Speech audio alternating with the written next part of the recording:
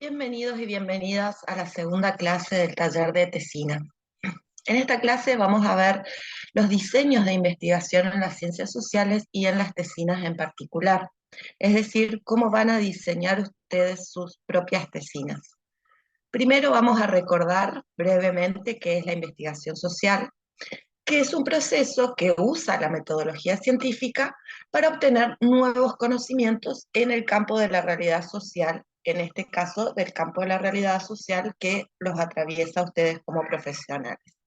Es un procedimiento reflexivo que tiene un sistema que está controlado y que es crítico de sí mismo. Tiene hechos, datos y se relaciona con las leyes del saber. Además, indaga cuidadosamente para averiguar algo, para conocer la realidad o para descubrir verdades parciales. ¿Qué características tiene? En primer lugar, que utiliza fuentes confiables para obtener la información, es decir, información elaborada por otros científicos que hayan estudiado ese campo previamente.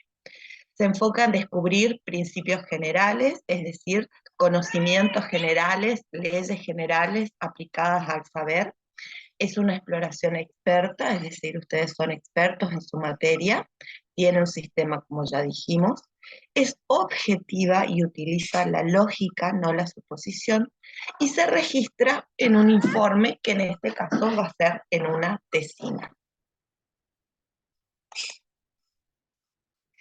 ¿Qué tipos de diseños tenemos? Primero, es fundamental en los pasos a seguir, en la parte de la planificación de los pasos a seguir, elegir el diseño que vamos a utilizar. No podemos elaborar la tesina si no elegimos previamente el diseño que vamos a utilizar.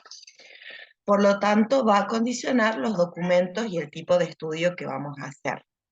Y el tipo de enfoque que vamos a tomar es posterior a la elección del tema-problema, que es lo que vamos a ver en la semana 3, a los objetivos, al marco teórico y a las posibles hipótesis. Es decir, una vez que hagamos todos estos pasos, recién vamos a poder elegir nuestro diseño. Vamos a ver ahora qué diseños tenemos. Si recordamos metodología de la investigación, recordamos que tenemos investigaciones cuantitativas e investigaciones cualitativas. Para elegir esto dependerá entonces, como dijimos en la diapositiva anterior, del problema que nos planteemos, de nuestros propósitos y nuestros objetivos.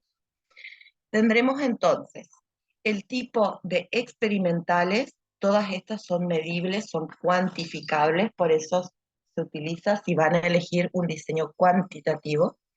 El experimental organiza una situación, es decir, crea una situación controlada, donde puede manipularse los actos para ver qué efectos tienen, es decir, se recrea una situación. El no experimental es, por el contrario, la observación de un momento y un lugar determinado, también es medible como todos estos, para recolectar la información real, es decir, no se recrea una situación, sino que se la observa y se la mide.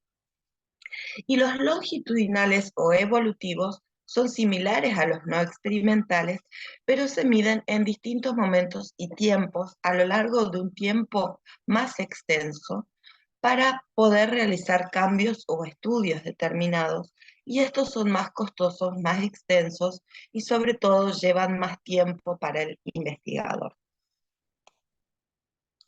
En cuanto a los diseños cualitativos, debemos saber que estos son más abiertos, estudian el contexto y se pueden ir modificando a lo largo del desarrollo de la tesina.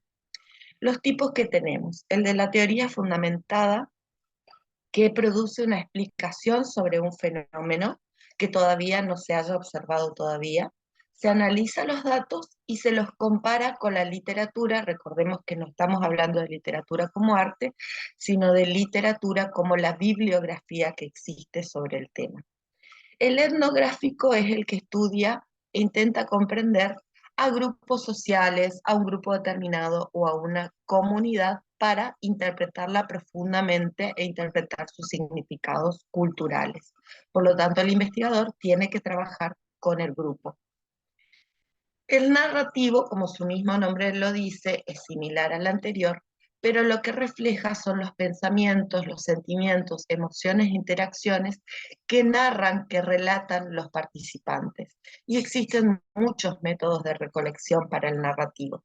Lo que haremos será entonces la historia de ese grupo y sus pensamientos, sentimientos e interacciones.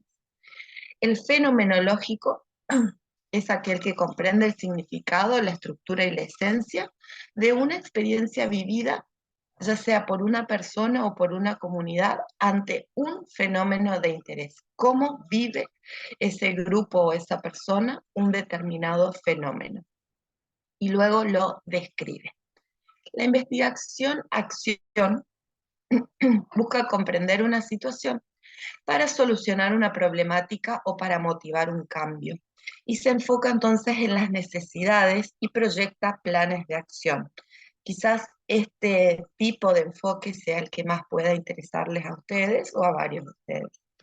Y el de campo son los datos que obtiene directamente el investigador a través de meterse dentro del campo, como su mismo nombre lo dice, para consignar datos y intentar, hacer una revisión o una modificación. Y otorga mejor nivel de confianza, puesto que está hecho en el mismo campo con las mismas personas. ¿Qué debemos pensar al momento de elegir nuestro diseño? Debemos pensar en, como ya lo dijimos antes, cuál es nuestro objeto y nuestro problema a investigar.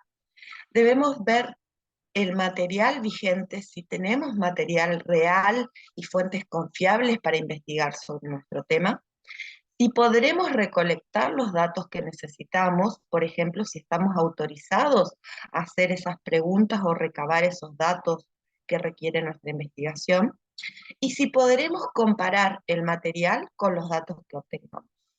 Y debemos tener en cuenta que, como toda ciencia social, y sobre todo si eligen el diseño cualitativo, estos podrán cambiarse durante el proceso si descubrimos, por ejemplo, que hay datos que no se nos está permitido obtener o que la población a la que investigamos no quiere brindarnos esos datos.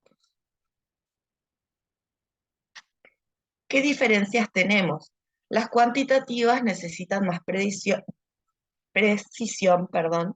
porque es medible, necesita números y más estructura, por lo tanto. Las cualitativas, en cambio, son más flexibles y se pueden ir definiendo o modificando a lo largo del proceso, ya que según el tema se pueden ir cambiando las preguntas. Y esto, como ya lo dijimos anteriormente, va a variar según qué tan posible nos sea recolectar información y qué tan factible nos sea elaborar conceptos sobre esa información. Es decir, qué tantas fuentes confiables tengamos y qué tanto conocimiento real podamos producir. Bien, para esta semana, esto dependerá por supuesto de cuándo terminen de estar todos matriculados, así que no hay una fecha determinada, yo los llamaré a través del campus.